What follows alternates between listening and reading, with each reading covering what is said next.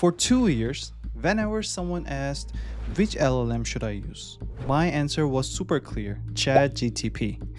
It wasn't even close. It was like my default, the Kleenex of AI. And if you're still paying OpenAI $20 a month on autopilot, I get it. That was me 6 months ago as well. But I was wrong. Or at least I was outdated. And I think you are too. See, no one in ChatGPT versus Claude debate will say this out loud.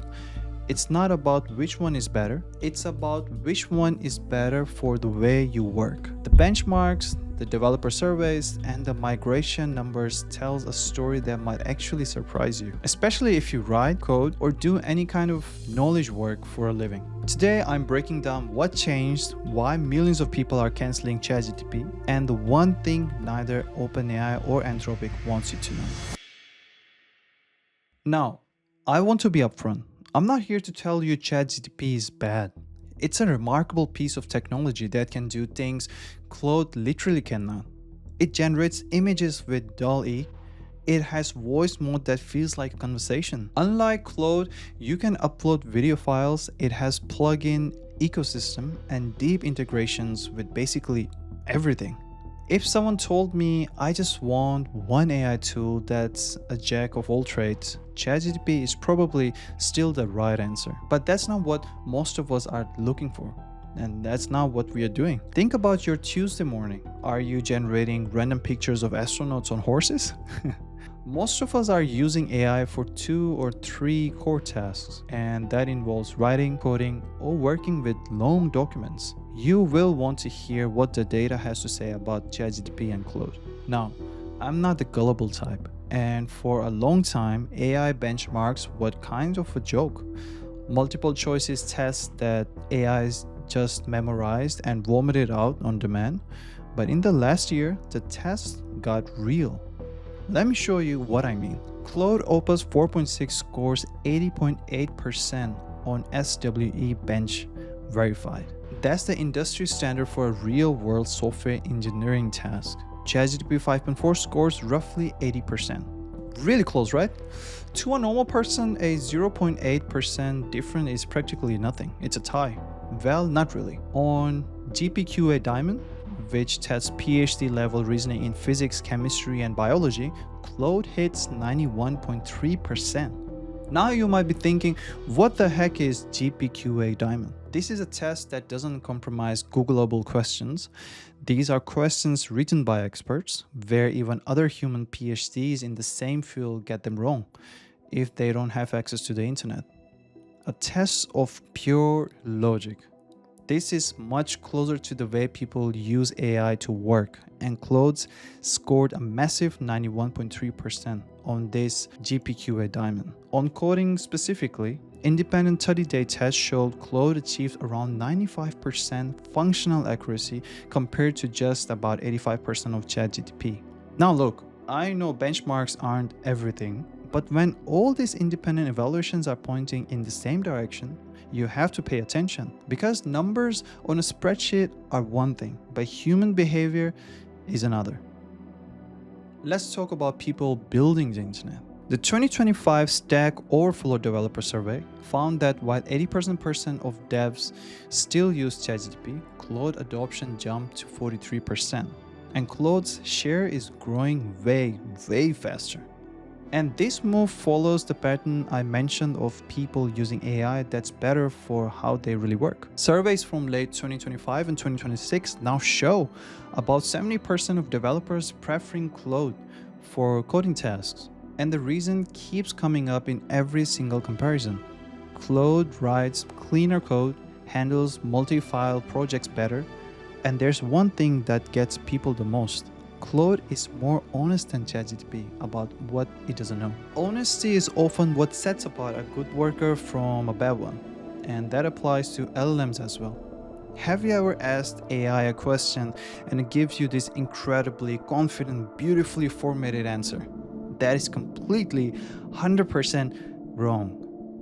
In the tech world, they call this hallucination. ChatGPT will sometimes confidently hand you broken code. Claude is more likely to say, I'm not sure about this part. If you're building software that handles people's money or data or security, you don't want an AI that guesses and it doesn't even know that it's guessing. Tom's guide ran something called the 2026 AI Madness Tournament. 7 real-world benchmarks head-to-head. Claude won. But not on some technically or by a razor-thin margin. Oh no, they found a growing sophistication gap. In other words, where ChatGPT was using generic frameworks and academic templates, Claude had a sort of lived-in quality that felt less robotic. And this is where it gets personal for me because I use AI for writing more than anything else: scripts, emails, outlines, research. You know that feeling when you read the AI generated text, the in a dynamic business environment openers. The way everything sounds like well-meaning college sophomore trying to hit a word count. That's what people in the industry call AI slope. Now, Claude isn't perfect, but its writing generally sounds different. Not perfect, no AI writing is perfect, but it's more natural, fewer fillers, and occasionally just a breath of an original idea. I say it's the difference between an AI that writes at you and one that writes with you. But why is that? Why Claude so much better at handling words? It comes down to memory. The context window matters here too. A context matter is basically AI's short-term memory. Claude handles 200,000 tokens on the paid plan, roughly 150,000 words. The Great Gatsby, Catcher in the Rye, Fahrenheit 451, all dropped into the brain at the exact same time. ChatGPT Plus gives you about 128,000. For most tasks, both are fine. If you are writing a 5-paragraph email, you probably won't notice it. But if you're working with a long documentation, legal briefs, entire code base, or research papers, Claude lets you hold significantly more in memory at once. It doesn't lose the thread the way ChatGPT tends to do in long conversations. So what finally changed my mind is not about the benchmarks at all. It's not even about the context windows or coding logic as well. It's about trust. Remember when I said honesty is what sets a good worker apart from the bad one?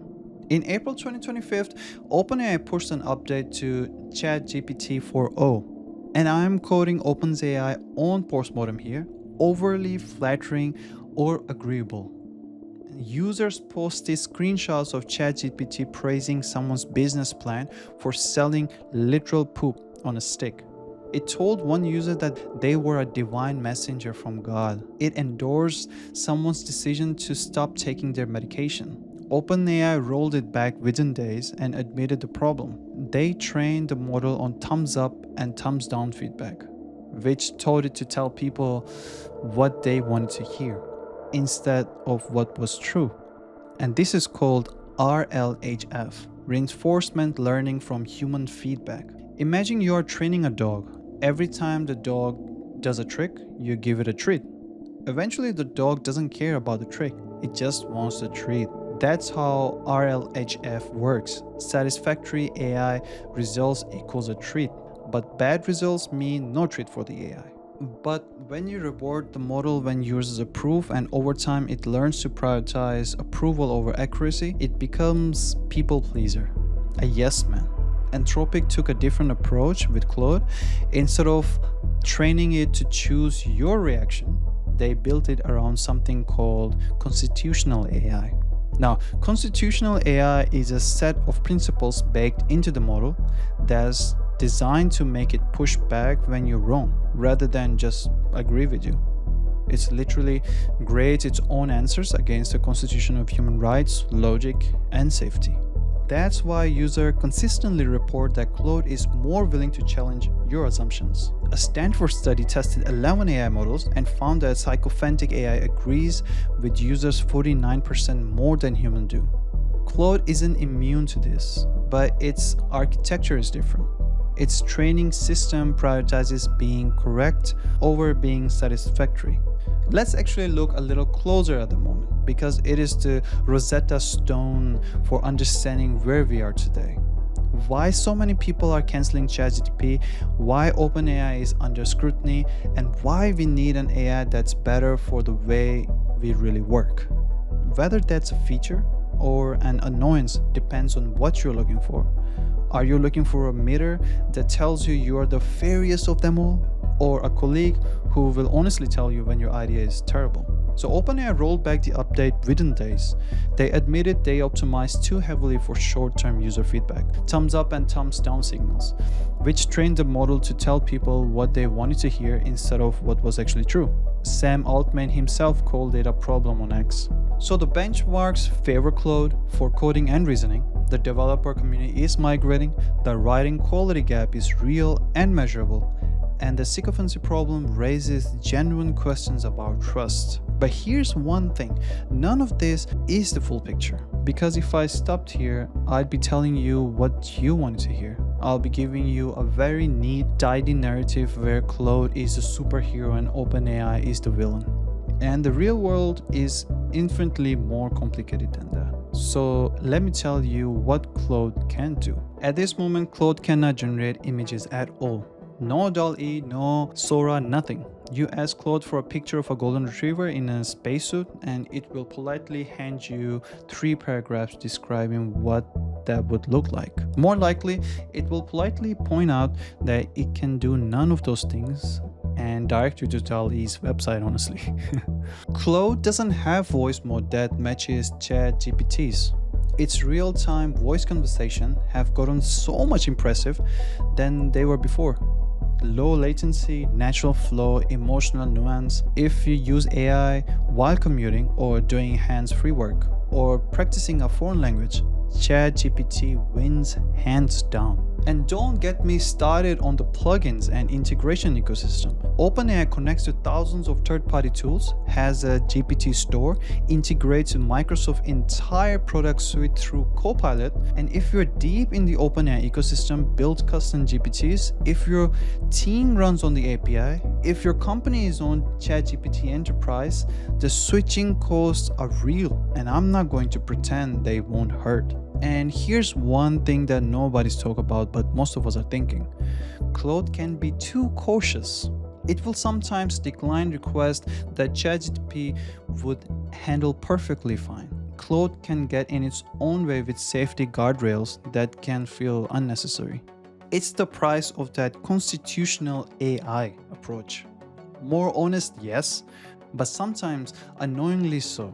It's like having a brilliant coworker who occasionally refuses to do the assignment because they're worried about the ethical implications of a fictional marketing campaign. What we are really looking at is 2 companies that made fundamentally different bets about the future of technology. OpenAI bets on breadth. Be the Swiss Army knife. Do images, videos, voice, browsing, plugins, computer use, be everything, do everything, integrate with everyone. This is the most useful consumer AI product ever built. Whereas Anthropic bets on depth. Be the best at the thing that knowledge workers actually need the most. Skip the bells and whistles. Win on quality. And the incredible part of all this is both bets are paying off. ChatGPT dominates total users. Claude is winning the users who use AI the most intensely. All is fine and dandy in AI land. But then history threw a curveball, and the gap between breadth and depth suddenly became a gap about something much, much bigger. Let's rewind to late February 2026. The AI race is humming along, businesses are adapting, everything feels like business as usual. And then a massive story breaks in Washington, D.C. In late February 2026, Anthropic refused to let the Pentagon use Claude for mass surveillance or fully autonomous weapons. The Trump administration tried to blacklist them. Hours later, OpenAI came in and signed its own deal with the Department of War. The public reaction was instantaneous, but not in the way you might imagine. Usually the company bagging the bigger deals skyrocketed in the share price, but this time it didn't work. Within days, Claude went to the #1 on the Apple App Store, overtaking ChatGPT for the first time in its history. Daily active users hit 11.3 million. Free signups jumped 60%. Paid subscribers more than doubled. 2.5 million people pledged to delete ChatGPT. Now, did most of those people switch because of benchmarks? Probably not. Did they switch because of writing quality? I doubt it. They switched because of trust. Correct over satisfactory. That to me is the real story here. When we're talking about ChatGPT versus Claude, not much model scores higher on some PhD level physics test. Although that's important too. The real question is, when you're pouring your ideas, your business plans, your personal problems, do you trust the company behind it? Do you trust their ethics? Do you trust their security? Do you trust what they will do with the most intimate data of your professional life? So here's what I actually think you should do. And this is going to be less satisfying than a simple switch to Claude. Let's break it down. If you write code, especially complex multi-file projects, pick Claude. It's not even that close. Claude Code alone, which is included in the $20 Pro plan, it's a legit coding agent that can handle entire projects. ChatGPT has nothing like this at this price point. And if you produce writing content, reports, articles, briefs, research, then also Claude. The writing is more natural, the context window is bigger, and it won't pad your documents with filler paragraphs to seem thorough. If you need images, voice, or more integration, or you are locked into the Microsoft ecosystem, trying to make Claude do these things will just frustrate you. Don't fight the tool, use the tool that was built for the job. A lot of users run both, and the stack I'd recommend is Claude Pro for writing and coding. ChatGPT free tier for the occasional image generations or voice query. Total monthly cost, $20. Same as running just one paid subscription. But here's the thing that neither Anthropic nor OpenAI wants you to think about too hard. That Stanford Sycophancy study, it tested all the major models and it found that all of them, Claude included, are making us worse at taking responsibility for our own decisions. One single validating response was enough to completely change someone's willingness to apologize, admit fault, or repair a relationship. We are outsourcing our thinking to systems that are architecturally incentivized to agree with us. Some more, some less. Whether that system is ChatGPT 5.4 or Claude Opus 4.6, the fundamental risk is the same. The more we use AI as a mirror, the less we grow. That's the thing nobody in the Claude versus ChatGPT debate is saying. It's not about which one is better. It's about whether we are using either of them well.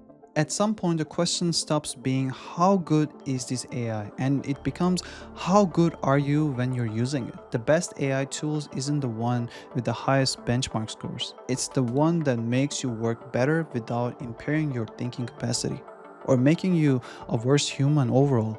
For me, that's been Claude for the last 6 months. It has pushed me, challenged my writing, and refused to just give me the easy way out. But I still open ChatGPT 3 to 4 times in a week, when I want to do something fast, visual, or connected to the wider web. And if you ask me again in 6 months, the answer might be something different, completely different. This landscape of AI moves really fast. GPT 5.4 is impressive. Gemini is gaining ground. Open source models are closing the gap faster than anyone predicted. Also, OpenAI just pulled the Sora plug. They completely shut down the Sora consumer app and its API. Why? Because the economics were basically terrifying. And to be honest, people just stopped using it. OpenAI is gearing up for a massive IPO. And they realize they cannot fight all wars on every single direction. They are redirecting all of their GPUs straight into robotics, long-term world simulations, and heavy-duty enterprise tools. And the real reason they had to do this right now? Anthropic. Anthropic has been absolutely eating OpenAI lunch in the enterprise and coding space. By shutting down Sora, OpenAI isn't just cutting costs. They are taking all of their massive computing power, pivoting away from consumer toys, and aiming the full force of this server directly at Anthropic to win back the professional market. So in this all AI fiasco, the worst thing you can do is pick up a side and stop paying attention. This isn't a sports team. You don't owe loyalty to these tech companies. Try both. Try on your actual work, on a real project that matters to you. Give it a week. The answer will be obvious. And it will be personal to you. If you found this video helpful, please subscribe. I'm going to be doing more of these direct comparisons breakdowns, diving into the math, the philosophy, and the practical reality of living with these technologies. This is Sangmin speaking from Jamilius. Thank you for watching.